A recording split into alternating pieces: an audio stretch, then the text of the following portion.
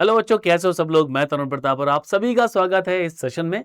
और बच्चों, आज हम लोग यहाँ पर बात करेंगे करस्पॉन्डिंग एंगल यानी कि संगत कोण के बारे में। तो करस्पॉन्डिंग एंगल होता क्या है, पहले थोड़ा सा बेसिक जानेंगे। उसके बाद मैं आपको एक क्वेश्चन कराऊंगा तो आपको हमेशा के लिए याद भी हो जाएगा। तो चलो शुरुआत करते हैं अपनी बात की। सबसे पहले बच्चों, अगर कोई भी दो पैरेलल लाइन, दो समांतर रेखाएं मुझे दे रखी हैं और उनको एक ट्रांसवर्सल लाइन यानी कि तिर्यक रेखा काटती है, तो जितने भी करस्पॉन्डिंग एंगल हैं वो बराबर होते हैं, इक्वल होते हैं। लेकिन करस्पॉन्डिंग एंगल होते कौन से हैं? देखो भाई, ए बी और सी डी, ये दो पैरेलल लाइन, दो समांतर रेखा आपको दिख रही हैं। इनको एक ट्रांसवर्सल लाइन तिर्यक रेखा ने काट दिया।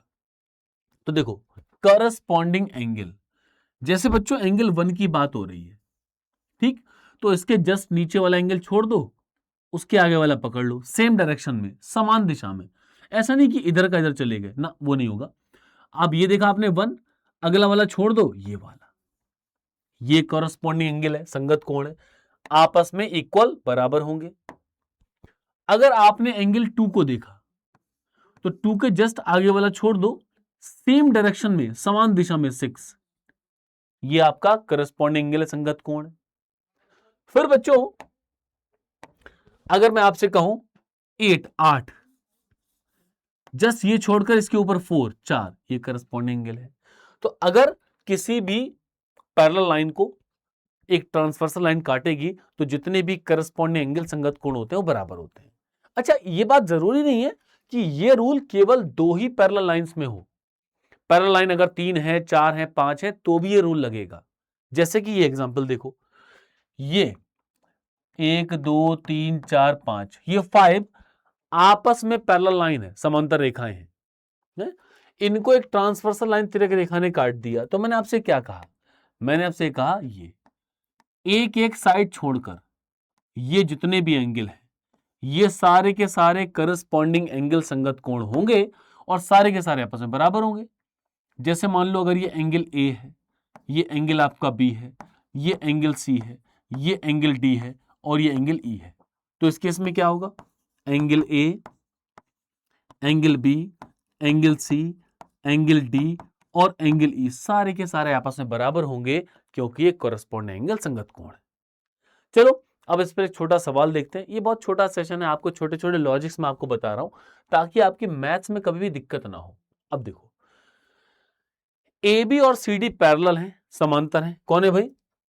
ए बी और सी डी। ई एफ और जी एच, ये भी पैरेलल समांतर है। तो एक्स की ये वाला कोण बताना है कितने डिग्री का हो। अब बच्चों एक चीज देखो, अच्छा, ये कैलकुलेट करने के कई तरीके हैं। सारे तरीके अगर सही है तो आंसर सही आएगा।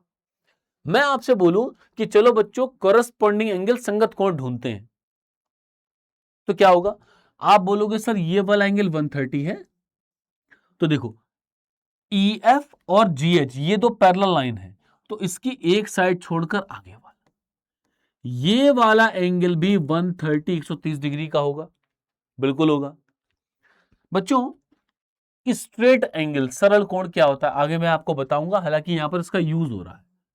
ये पूरा भाई, अगर हम आधा घूम जाएं तो ये कितना हो जाता है? आधा सर्किल 180, 180 डिग्री का होता है। मतलब ये है, अगर ये पूरा 180, 180 डिग्री का है तो इधर वाला कितना होगा? 50, 50 डिग्री का। तो ये क्या होगा? ये आपका 50 डिग्री, 50 डिग्री कैसे आएगा? 180, 180 में से 130, 130 माइनस कर दो।